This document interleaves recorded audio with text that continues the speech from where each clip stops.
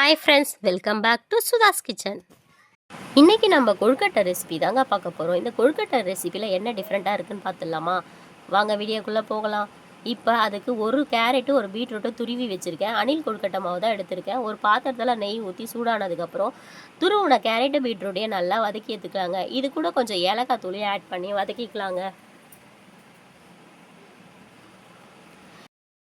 ஏலக்காய் தூள் போட்டு வதக்கினதுக்கப்புறம் கொஞ்சம் நேரம் அப்படியே வதக்கி விடுங்க. நான் ஒரு கப்பு துருவின தேங்காய் வச்சுருக்கேங்க, அதையும் இது கூட ஆட் பண்ணி நல்லா வதக்கி எடுத்துக்கிறேங்க. இப்போ பீட்ரூட் கேரட்டு தேங்காய்லாம் நல்லா வதங்கினதுக்கப்புறம் ஒரு கப்பு நாட்டு சக்கரை வச்சுருக்கேன், இதையும் இது கூட சேர்த்து நல்லா கலந்து விட்டுக்கலாங்க. இப்போ எல்லாத்தையும் ஒன்று சேர்ந்து கலந்து விட்டுக்கலாங்க. இப்போ நாட்டு சக்கரை பூரணெல்லாம் கலந்து விட நாட்டு சக்கரை மெல்ட் ஆகி வருங்க. மெல்ட் ஆகி வந்ததுக்கப்புறம் பாகுப்பதம் வந்து ட்ரை ஆனதுக்கப்புறம் நம்ம ஸ்டவ் ஆஃப் பண்ணிடலாங்க. இந்த மாதிரி மெல்ட் ஆகிடும். இப்போ ட்ரை ஆனதுக்கப்புறம் நம்ம ஸ்டவ் ஆஃப் பண்ணிட்டா நம்ம கேரட் பீட்ரூட் பூர்ணம் சூப்பராக ரெடி ஆகிடுங்க. இது அப்படியே ஆறட்டும்னு ஒரு பக்கம் வெயிட்டிங்கில் வச்சிடலாங்க. இப்போது நம்ம கொழுக்கட்டை மாவு பிசைஞ்சிடலாங்க.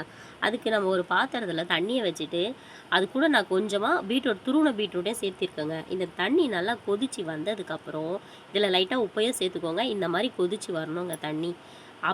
அப்போ கொழுக்கட்டை மாவை பிசைஞ்சிங்கன்னா கொழுக்கட்டை ரொம்பவே நல்லா சாஃப்டாக இருக்குங்க. இப்போ கொஞ்சம் கொஞ்சமாக கொழுக்கட்டை மாவில் நம்ம தண்ணியை ஆட் பண்ணி கலந்து விட்டுக்கலாங்க கரண்டியை வச்சு.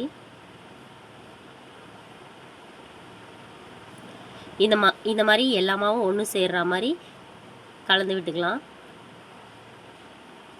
இந்த மாதிரி கலந்து விட்டதுக்கப்புறம் ஒரு 5 நிமிஷம் 10 நிமிஷம் வெயிட்டிங்கில் வச்சுட்டு மாவை பிசைஞ்சோன்னா மாவு ரொம்ப நல்லா சாஃப்டாக வந்துடுங்க.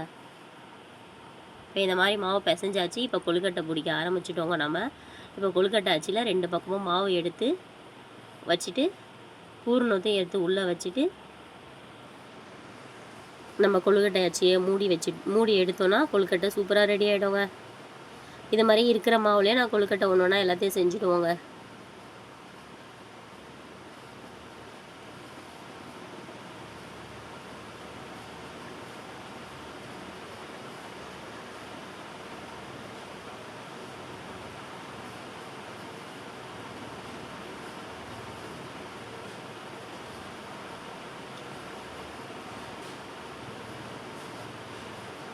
இப்போ கொழுக்கட்டை செஞ்சு வச்சாச்சு. இது ஒரு இட்லி பாத்திரத்தில் ஒரு 10 நிமிஷம் ஆவி கட்டி எடுத்துகிட்டோன்னா நம்ம கேரட் பீட்ரூட் கொழுக்கட்டை சூப்பராக ரெடி ஆகிடுங்க.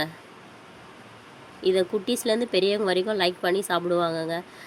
கொழுக்கட்டையை புட்டு சாப்பிடும் போதே உள்ளே நல்லா பீட்ரூட் கலரு கேரட் கலர்லாம் சேர்ந்து சூப்பராக டேஸ்ட்டாக இருந்துச்சுங்க. எங்கள் வீட்டு குட்டீஸ்லாம் ரொம்பவே லைக் பண்ணி சாப்பிட்டாங்க.